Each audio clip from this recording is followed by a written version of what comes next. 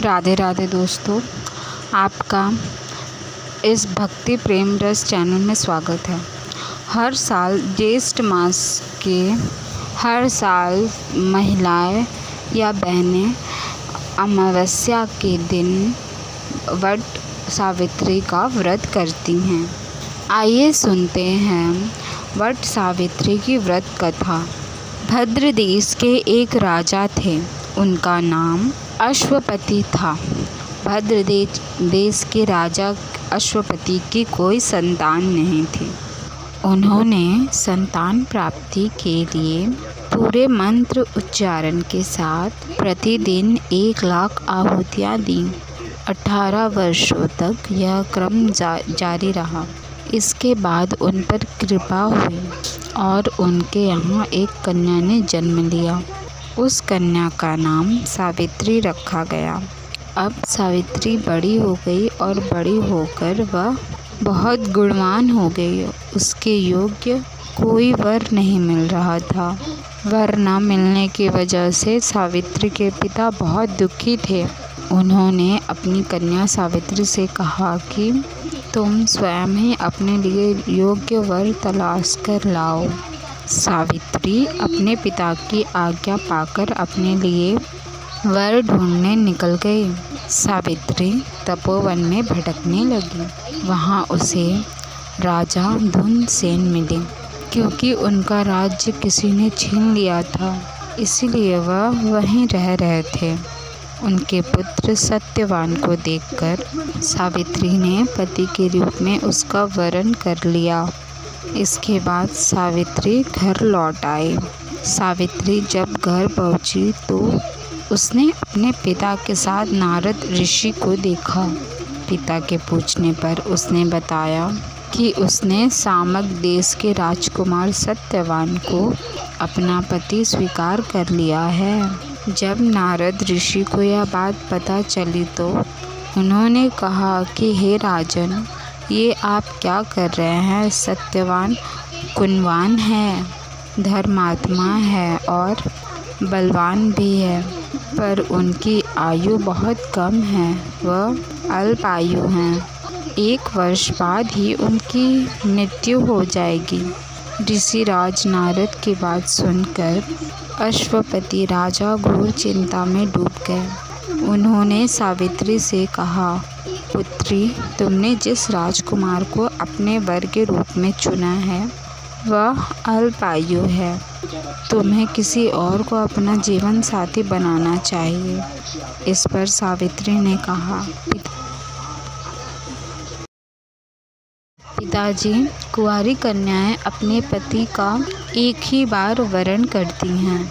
राजा एक ही बार आज्ञा देता है और पंडित एक ही बार प्रतिज्ञा करते हैं और कन्यादान भी एक बार होता है। सावित्री हट करने लगी और बोली कि मैं सत्यवान से ही विवाह करूंगी। जब सावित्री नहीं मानी तो राजा अश्वपति ने अपनी पुत्री का विवाह सत्यवान से करा दिया।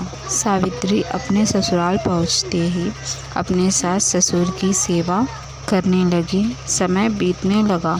नारद मुनि ने सावित्री को पहले ही सत्यवान के मृत्यु के दिन के बारे में बता दिया था। वह दिन जैसे जैसे करीब आने लगा, सावित्री अधीर होने लगी। सावित्री ने 3 दिन पहले से ही उपवास रखने शुरू कर दिए और नारद मुनि द्वारा बताई तिथियों पर पितरों का पूजन भी किया। हर दिन की तरह सत्यवान उस दिन भी लकड़ी काटने जंगल चले गए। साथ में सावित्री भी गई।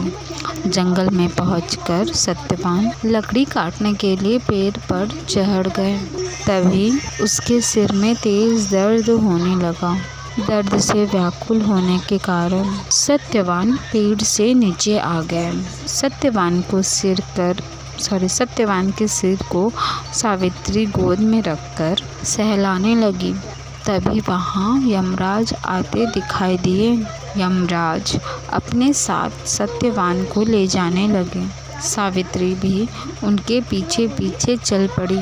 यमराज ने सावित्री को समझाने की कोशिश की कि यही विधि का विधान है, पर सावित्री नहीं मानी और यमराज के पीछे चल पड़ी। और उन्होंने यमराज से कहा कि मैं सत्यवान को ले जाने नहीं दूंगी। सावित्री के निष्ठा और पतिपरायण को देखकर यमराज ने सावित्री से कहा, तुम धन्य हो, तुम मुझसे कोई भी वरदान मांगो। मेरे सास ससुर वनवासी और अंधे हैं, आप दिव्य ज्योति प्रदान करें। यमराज ने कहा, ठीक है, ऐसा ही होगा, जाओ अब यहाँ से लौट जाओ। लेकिन सावित्री अपने पति सत्यवान के पीछे पीछे चलती रही। यमराज ने कहा, देवी तुम वापस जाओ। सावित्री ने कहा, भगवान मुझे अपने पति देव के पीछे पीछे चलने में कोई परेशानी नहीं है, पति के पीछे चलना मेरा कर्तव्य है। सावित्री की यह बात सुनकर यमराज ने उन्हें एक और वर मांगने को कहा। सावित्री बोली, मेरे ससुर का राज्य छिन गया है, आप पुनः वापस दिला दें। यमराज ने उन्हें यह भी वरदान दे दिया और कहा, अब तुम यहाँ से लौट जाओ। लेकिन सावित्री पीछे पीछे चलती रही। सावित्री को चलता देख यमराज ने सावित्री को तीसरा वरदान मांगने को कहा। इस पर सावित्री ने 100 संतान और सौभाग्य का वर मांग लिया और यमराज ने इसका वरदान भी सावित्री को दे दिया। सावित्री ने यमराज से कहा, प्रभु मैं एक पतिव्रता पत्नी हूँ, आपने मुझे पुत्रवती होने का सौभाग्य प्रदान किया है, अब आप मेरे पति को कैसे ले जा सकते हैं। यह सुनकर यमराज को सत्यवान के प्राण छोड़ने पड़े। यमराज अंतर्ध्यान हो गए और सावित्री उसी वट वृक्ष के पास आ गई जहाँ उसने सत्यवान को छोड़ा था और सत्यवान फिर से जीवित हो गया और दोनों खुशी खुशी अपने राज्य की ओर चले गए। जब दोनों घर पहुँचे तो उन्होंने देखा कि उनके माता पिता की दृष्टि लौट आई है और इसके बाद उन्हें उनका राज्य भी मिल गया। इस प्रकार सावित्री सत्यवान हमेशा सुख भोगते रहे।